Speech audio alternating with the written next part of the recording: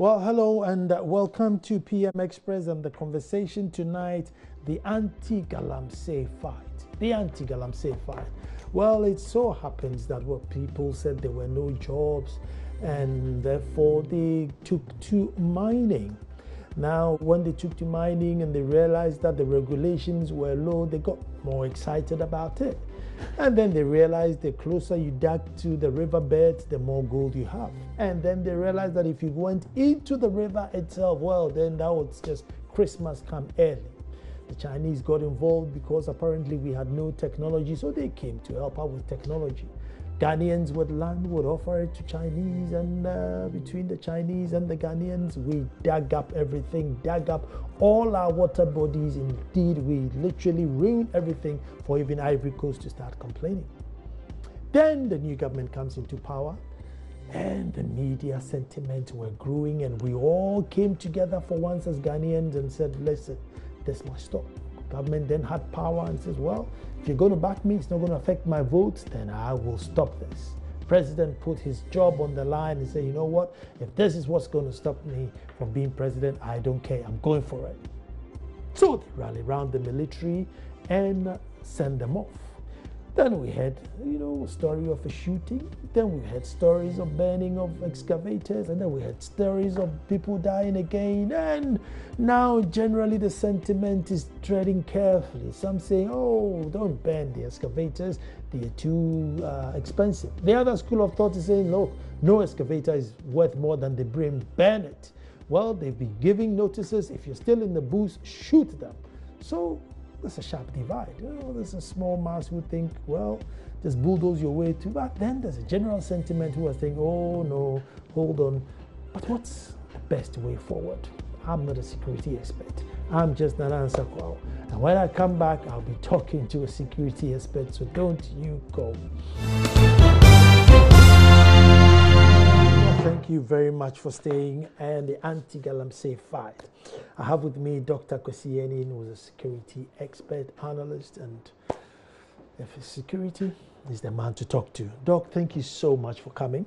Oh, thank you. I always appreciate when you come because I know how tight your schedule is. No. So anytime you come, my viewers and I are, extra grateful. So thank you. Well, thank you. Thank you very much for the invitation. But Doc, it's gotten to the point where, we've told security people, the miners, look, leave the site, come back, let's all take our time, regularize it, and then we'll send you back in. Those with a license can go online, but those in water bodies, you can forget it. Majority of people left. We saw excavators. I didn't even realize there were that many excavators in the world, let alone Ghana. But there are some people who still think, listen, this is my bread and butter and I'm not moving. So after these soldiers are moving, we're hearing arrest of 80, 100, burning and deaths. There's two schools of thought. One says, this is it, go for it. And there's another school of thought who's thinking, no, we want it to stop, but not this way. I want to find out what school of thought you belong to. Well, I belong to the school of thought that places Ghana squarely, or Ghana's interest and generations yet unborn's interest squarely at the center of this debate. And by doing that, we need to ask ourselves some very tough questions. I think we've made that transition to say, when you have a section of your people who collude with foreigners to destroy your ability to survive in the long run, meaning that a particular type of economic activity becomes an existential threat, then we need to take a couple of steps to respond to that threat. Now, in having that conversation, we haven't asked ourselves also some tough questions. Who are those on the Ghana side who have used their public positions to collude and to allow people to come in with these excavators? This afternoon, I was having a conversation with some knowledgeable people, and they said if you go to places like Bongatalga, some of these mining companies have dug 300 meters down. Wow. Okay. That's deep. Deep. This is no more a small-scale mine. This is something else.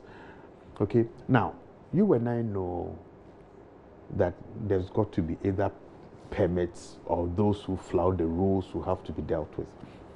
So then what we are looking at is the whole edifice of the state.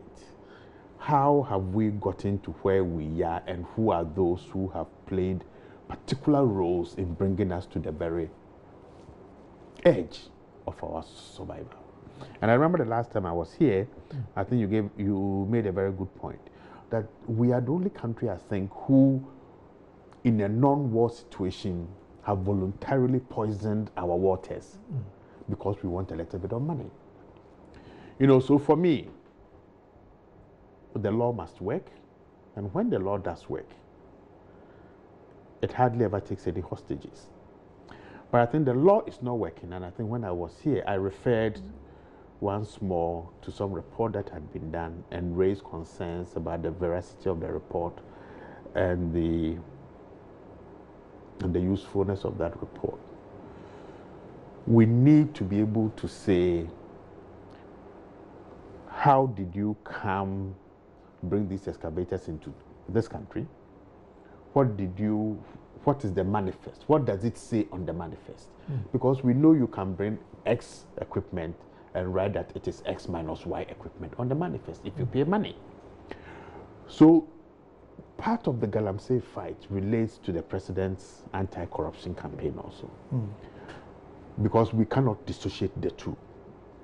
People have created opportunities and used their positions to create avenues for this thing to go. No one can come into our homes and appropriate our property if we don't collude with them or if we don't allow them. So that is where I stand. If you fall on the wrong side of the law in this case, I mean, we're a country that believes in the rule of law.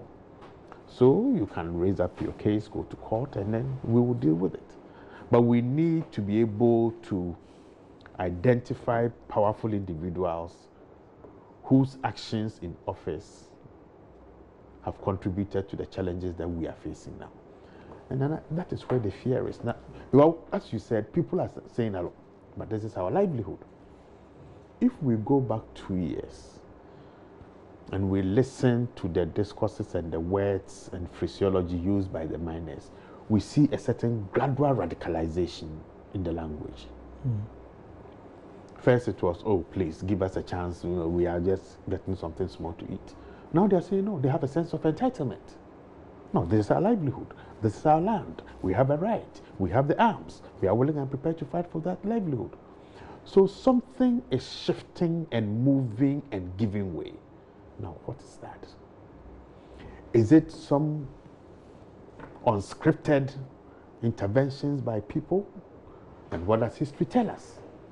We know in Liberia and Sierra Leone, it was the deliberate manipulative processes of individuals who came in and said, look at what government is doing. They want to take your livelihoods from you. Don't allow that. They are living in the capitals having a great time. We shouldn't allow that to happen here. We have to accept and recognize that we live in a dangerous neighborhood. And if we do the math right, and I don't know whether you have the figures, how many people are actually involved in the mining? If there are 100,000 and we extrapolate that they look after 4 people, that is 400,000 people. Straight. If we take those who cook food, provide sexual services, provide entertainment, and we say they also look after 4 people each, that's close to 1 million. If we take those who provide the guns, the explosives, that's a couple of thousands. If we take the Chinese, the Ukrainians, the Malians, the Russians, then the figure begins to become quite huge. Now, if you have just a small fraction of a highly motivated workforce like that who have an interest in protecting, and I think the calculations by those who know is that we are losing about $2 billion annually through this Galamsey, then those guys are going to fight back. So they have money? They have money. They have the weapons. They have the explosives. They know how to use them. So we've got to be careful. But Nana, this is a fight that the state of Ghana must necessarily win. But if you remember, I think sometime back when we had this conversation, I said when the state of Ghana issues threats in terms of ultimatums, it must be willing and prepared to go full out. Okay, but this is also a contestation not only about winning, but on the mind sides, but it's also about winning public opinion. And I like the way you started it, that the president's hands were strengthened because there was a media campaign. Ordinary people said, look, how do we expect or allow our water bodies to be so destroyed? But immediately lives are lost. And you and I know the importance of blood in our thinking and in our cultural setting. Immediately lives are lost, then public opinion begins to shift. So we've got to begin a process of managing that public opinion, but also to ask ourselves a tough question. Are there interested groups or individuals who have an interest in sowing seeds of disaffection against the task force and by extension the government? And I think the answer is yes. Because there are too many negative stories. And I think it is going to get worse. So we need a more concerted effort that says, look, this is the information. This is why we are doing this. This is what we hope the benefits will be. We cannot and we must not lose this battle. Doc, the managing thing where, with Ghanaians, if somebody dies, we're going to lose public sympathy. As a chief, I experience it a lot. Anytime somebody falls foul and you need to reprimand that person, cloth after old man after another old man, and not Jamaninka, Yenka Wofie, and Fanko, Yifi police station. It's like, whatever it is, let's kill it at home. Do not reprimand that person through the law. Is that not what is breeding this impunity that got us here in the first place, and that maybe we should close our eyes, damn the consequences, and let the law work? Then I think part of the challenge for you and for all of us who are in positions to apply the law is that when people come to us and say, look, Nana Germanic Kaye Pacho Assembly by Yedini Wofie, Nipadiem from so blah blah blah. I have always said, let's use the counterfactuals. This is what this individual's actions will cost you also as an individual, and by extension, the community. Do you want X by this action to ensure that your children will get Buruli ulcer, they will get XYZ, so that he can buy a little car? Is that what you want? I think part of the conversation is that we don't give people rational choices in terms of, if you tell me to let it go, this is the choice that you are making. And I think part of the public information campaign is for us as the state of Ghana to say, this is what Galamsey has cost you. This is what it will cost you in 5 years' time, in 10 years' time, if we don't do it. We are going to get sick. Of course, we are not there to pay those bills, A, B, C, D, E, F. If we only leave the battle as, oh, Papa Kojo and his people are bad, so let them stop it, the people's answer is, that's right, who will feed me? But if the money that you get from Papa Kojo, you use it to buy cassava, cocoa, that has taken some of the mercury through the water body, and that is why your skin is the way it is. It's become like a crocodile skin. Then people begin to link the little money they are getting from Papa Kojo to the impact on their own lives in a negative manner. And I think it is that lacuna that people are failing and exploiting and presenting messages and information in a manner that seeks to discredit the task force. But let me repeat this. This is a fight that the state of Ghana cannot and must not lose, because the implications are just mind-boggling. But you see, we must not lose. And you've given me, a breakdown where it easily runs into 1 million, even at the conservative figure, 1 million. Are we saying that we're not going to provide any alternative livelihood for this 1 million people and say, look, well, you can't mine, you are on your own, go out there? Oh, no, absolutely not. Oh, no. The fulcrum around which this battle will be successful is that in fighting this 1 million people, and I think the language that we use is very key. So even the word fight, war against Galamsey, the word fight, war, blah, blah, blah, those words must not be used. We are saying, guys, look here, something drove you into these activities, but we've all realized it is posing a danger to all of us. Not just a danger that today I have a little headache, I have to swallow 2 APC instead of 1. But now we actually, our very survival is at stake. You don't want to become a rich Galamsey man and in 5 years' time there's no water for you to drink. Okay, so it's the manner in which we package the information and engage the people who are involved. Now, this is a science that you just can't say, I am wearing this dress, I have this position, and therefore I can go and tell the people, look, stop doing Galamsey. You can't do that. Because these guys have vested interest for which they are willing and prepared to die for. Okay, so in giving them an alternative, that alternative is a process, it's a conversation, a long-term conversation and a process. But we tend to think when we talk alternative livelihoods, that it is more of a one-stop show than the process. You know, so the calculus must be how much does this Galamsey thing cost us? How much will we say were we to stop it? But as a state, we also need to make those who have benefited from it pay part of the reclamation, pay part of the alternative livelihoods bit. Now, if you take people whose educational or whose skill sets have been focused in the last 25 to 30 years on a small economic activity, and now we are looking at second generation Galamseyers. Okay. We are not only looking at first generation Galamseyers, we are looking at second generation.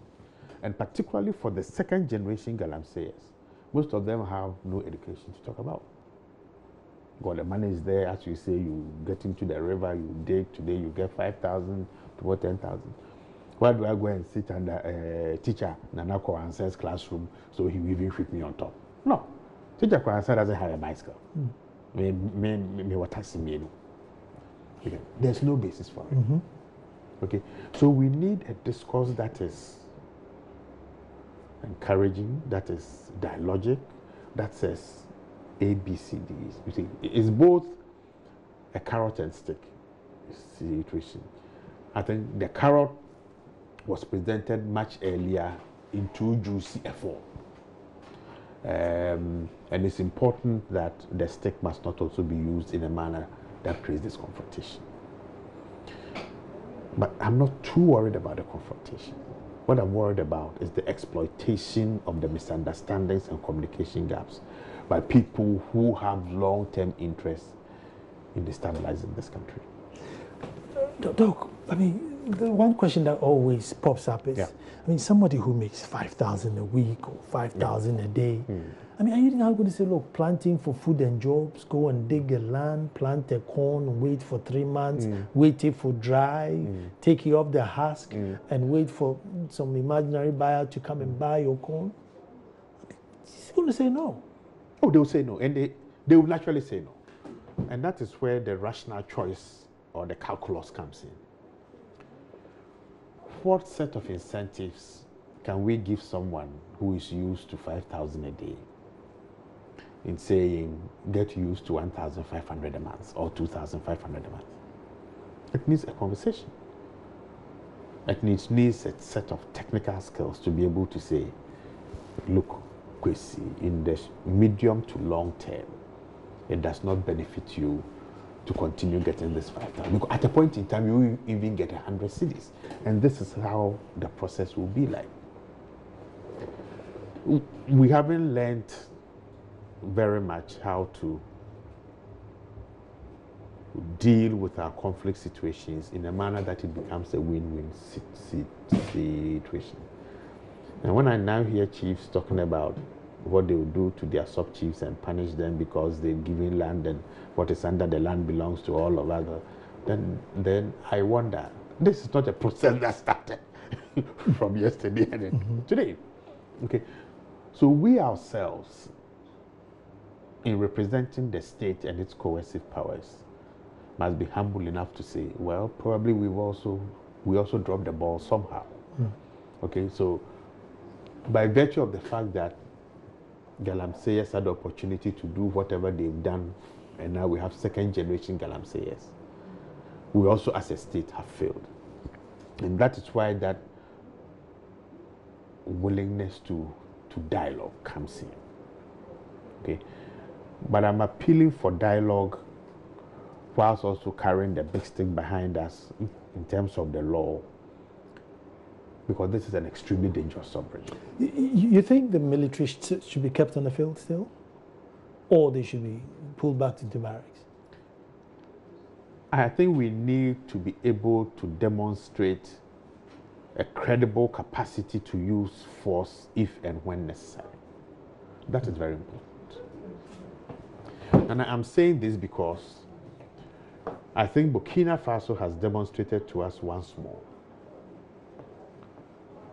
that there are individuals and groups out there who want to destabilize countries that they think are weak or are playing a particular role, and we should not allow ourselves to become victims of that. So the military presence is important, but I'm not too sure whether this has been classified as a police operation or a military operation or a joint operation, because the classification that it has been given determines who takes the lead in terms of the responses. But the military must be out there demonstrating show of force and a preparedness and a willingness to use it when necessary, and of course under standard operating procedures.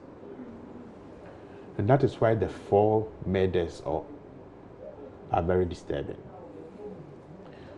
I think the spokesperson has said it categorically that they were not there. Now, if they were not, which I believe is so, then we have potential 5th columnists who may be trying to sow seeds of disaffection. Now, when you have a 2 billion industry that is going to be wiped away, Nana, you will fight back. The stakes are high. Yeah, the stakes are way too high. And probably we have gone in as a joint task force thinking that, well, look, we are all Ghanaians, we all want what is good for this state. But I think we need a much more nuanced understanding of the actors, their incentives, their stakes, and how far they are willing to go to ensure that the task force fails. Doc, I get concerned when I hear media houses questioning or asking the military PRO, and you can feel the slant in the conversation as to, hey, it's too heavy-handed, why was the excavator bent? And it sounds as if, and you mentioned a very beautiful this one, that we are winning the public sympathy. What do we do? How do we question? Do we call them and say, look, congratulations, forge forward? Or do we question them, why is that excavator bent? Some will say, no excavator costs more than the brave. If you find it there, burn it. What's an excavator doing there till now? You have, the time has elapsed, many months over. So what are you doing there? And I think the whole thing boils down to the way this case is presented. If the case is consistently made, that you see, Galamsey is not just an economic activity. This is now probably on a scale of 1 to 5, it's around 3.5 as a threat to the generality of Ghanaians. And therefore, we need to do something about it. And you see, if you remember the last time we were here, we also raised the question about what does it mean for the state of Ghana's credibility if after the moratorium, people want to continue mining. Now, that is a challenge to the state. And you see, you cannot and you must not be allowed to challenge the authority of the state to such an extent that it undermines its credibility and its functionality. So if you think you have a $2 million excavator, and you think you have enough people in high positions that you can collude with, and therefore you will move your excavator. When you challenge the state and you threaten the state, it is not the police who responds, it is the military. And I think part of the failure here is that the task force itself has not managed to explain the dynamics of what they are doing. And that is why we need to win the public opinion battle also. In terms of how I would suggest daily press releases, a weekly opportunity for critical journalistic actors to question and to be giving information. Because the more critical information we put out there and explain, this is why we are doing what we are doing. And that we have a graduated scale in terms of the responses. Then I think people will say, wow, we didn't know this. But then I think until people started seeing the manner in which Cobra had changed, and there were these comparisons, how they looked 10, 15 years ago. I mean, when I was a kid at Infantsman, I used to drive over to Takoradi. I mean, the pra was pristine. Okay? I mean, the Ayesu is such a dirty, filthy river, you don't even want it to touch your skin. We cannot allow 1/20th of the population of this country to benefit at the expense of generations yet unborn. Okay? And that is the context within which the narratives must be presented to the public. Because now there are 2.1 million unregistered guns in this country. Mm-hmm. We are the single largest importer of industrial explosives in the whole of Africa, much more than South Africa.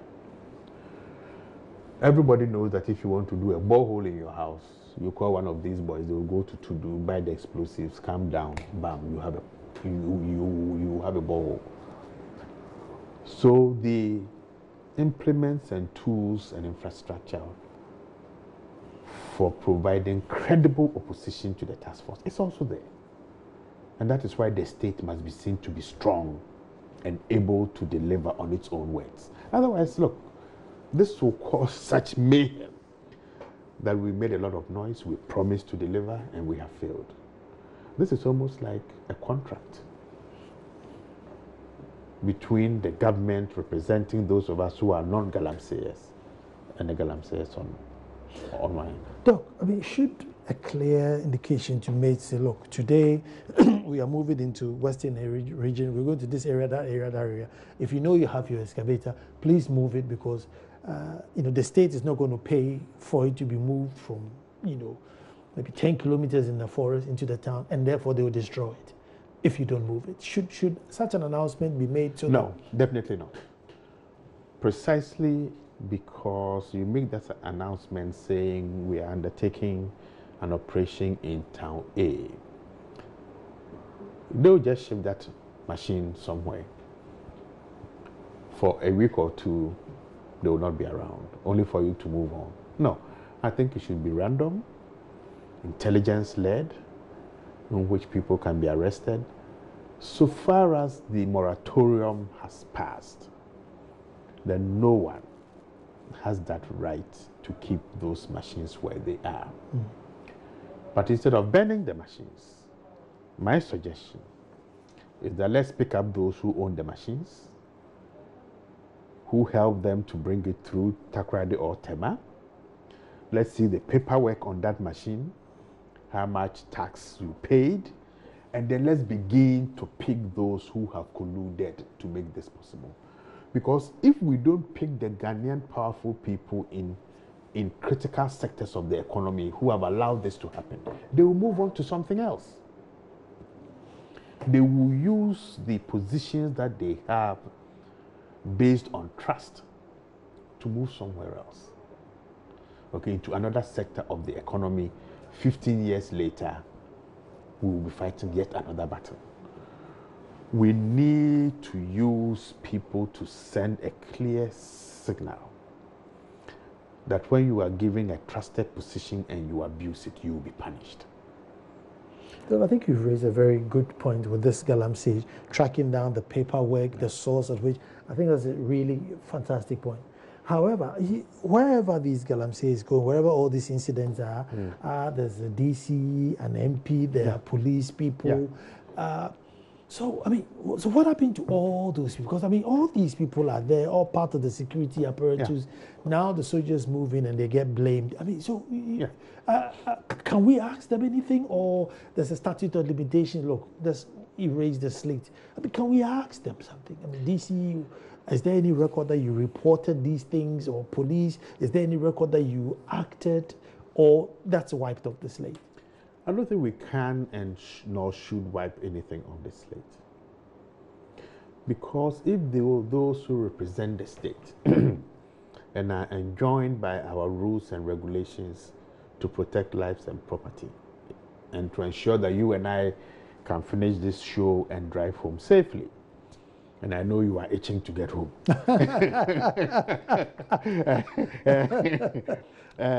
And those people fail. We cannot wipe them off.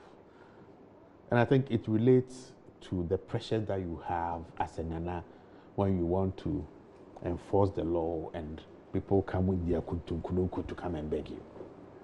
I think we've used this begging mentality for too long. Doctor, you see, going back to the begging thing, you are actually made to feel like you're a very, very bad person for not listening. Yes. In fact, the psychology of the begging, and over the last 30, 40 years, is that those who want to do what is right are now made to feel that they are the bad guys. And this relates tangentially to the corruption case. What we tend to forget is that an individual cannot be corrupt. Corruption is a mafia-like, tentacled, institutionalized set of processes and mechanisms that allows a criminalized action to take place and to be almost legitimized. And it is the same. If somebody brings you a small envelope and says, oh, I'm only doing my work, take it back. Oh, this man is a bad man. He's not, So there is a psychology around this. And when the president says, look, I'm willing to put my job on the line, that's a clear message that the man means business. Now, as an individual who means business, it's now the supporting infrastructure that should translate that concern about business into reality. And that is why the task force, together with the institutional mechanisms, must also play their role. But I know what you say is very important. And that is why every single town where these things go on, somebody there must answer for that failure to respond and to prevent. If we talk a lot about terrorism, violent extremism, the first pillar in all these things is the prevention side. We have Act 526, the Intelligence and Secret Services Act. That basically is an early warning mechanism by the security institutions and intelligence institutions to make sure that Galamsey ought not to have happened. The farmer herder crisis in this country has become another problem because people in positions of authority have failed to deliver. So we can't wipe these things up because we have to start the process of saying, how did we get to where we are? What lessons can we learn? And how do we ensure that as a nation we don't get to where we are now? Look, I think I'll take a break here, and then when I come back, we continue. Indeed, this is, as Doc is saying, one fight that we must win. I want to find out, are we on track in terms of winning? Wait and see. Well, thank you very much for staying with me. In the studio is Dr.Kwesi Anning, security analyst, and we're looking at military intervention in the campaign, I'm not going to use fight, the campaign against illegal mining. But before we even come back, maybe I should have prompted you, but let's go quickly to Ouagadougou and come back. Yes. I think this is about the second or third time Ouagadougou is being hit. Yes. What is the fascination, what's the interest in Ouagadougou for it to be hit? No, I don't think there's so much of an interest. What we are seeing is a franchising of Al-Qaeda and Islamic State's activities. So we have about 3 or 4 new groups in Burkina Faso now. This one, the group that led this is an Al-Qaeda affiliated group that is led by a radical preacher called Dako. His group early this year managed actually to cross the border and go into Niger. But Burkina Faso has become a fascinating staging post because it's also a country where for a long time the US stationed some of their drones, when the Malian problem started.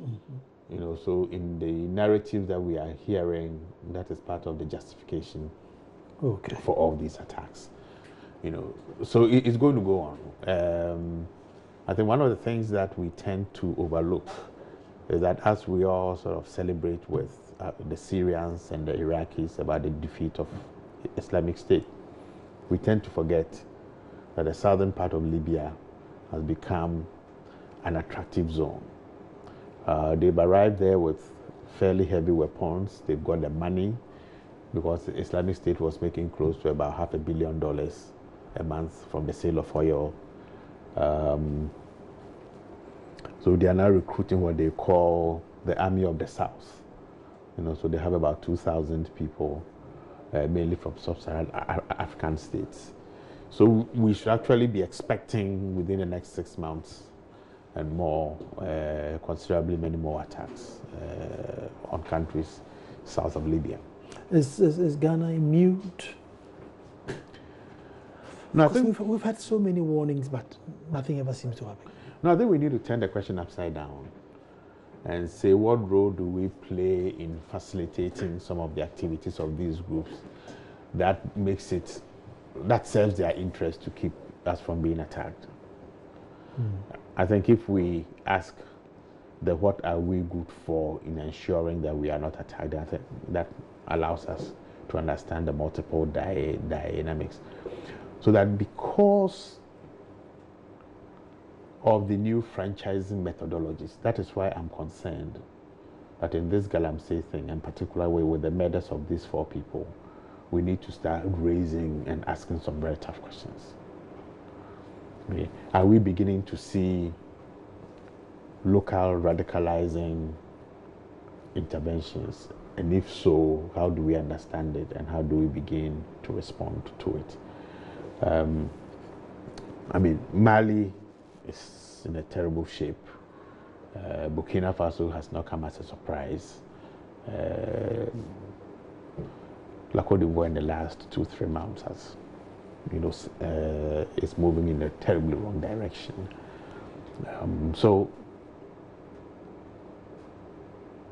it's going to get much worse. The conception that, and I think I actually get very surprised about, or the fascination with hotels, restaurants, cafes. Well, first, they are very easy targets. But if you look at the people who died yesterday, most of them were West Africans. So the fact that you and I will go to some pub and have a drink and think we are safe is no more valid. Okay, so we need to change our thinking. We need to ask different sorts of questions. But I think we find it easier to ask the standard questions and sort of get the very standard answers. But it's most unfortunate. I think we should sympathize with the people of Burkina Faso because they don't deserve this. No country deserves this. And particularly after their successful elections. And one would have thought things would have improved. But unfortunately, we need new thinking. One of the things that we never know how to do, Nana, is that we never interview, interrogate, pick intelligence from those that we throw into prison. That is free information, cheap. I mean, but we never use it. So we are thinking of new methodologies for gathering information. Hopefully, that can help us to prevent some of these things from happening here. But it's most unfortunate. Then on to the question before we went to the break. Are we winning this campaign, this intervention with the new strategy? I think from what we've heard so far, the levels of resistance are considerably tougher than probably was expected. But that should not come as a surprise, because no one willingly loses the economic foundation of his or her existence. I think Operation, or the task force, has a specific time frame, right? Yeah. I don't remember how long the time frame is. But looking at the resistance and the expanse of the problem that they are facing and activities that people are undertaking, it's going to be a long fight. Longer than what they anticipate. Longer than what I think we all anticipated.